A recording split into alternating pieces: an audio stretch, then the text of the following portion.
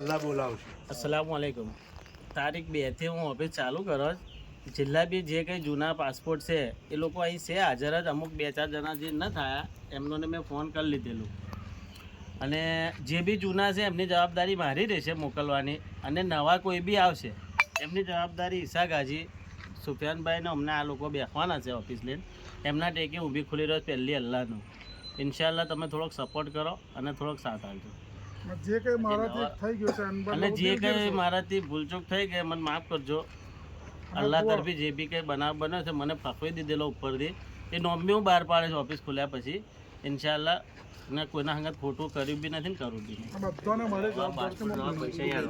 ને બધાને હું મોકલી દઈશ ઇન્શાલ્લાહ. જિલ્લા બાકીના થોડા કરીને મોકલીશ, પણ બધાને હું નંબરસર મોકલી દઈશ જેમ પૈસા આલ્યા તે ટાઈમ. નવા જે બી કંઈ પાસપોર્ટ આલવા આવશે તો પણ ઇન્શાલ્લાહ અલીક બી તકલીફ નહીં પડે, અને એની જવાબદારી ટૂર જાય યોંથી લઈને કે આયા ખદીરની ઈસા ગાજીની અને સુફિયાનભાઈની અમની રહેશે જવાબદારી.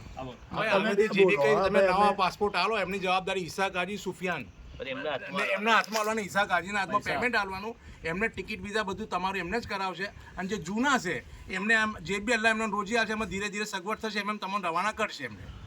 બરાબર ઈસા ગાજી બોલો. બરાબર છે.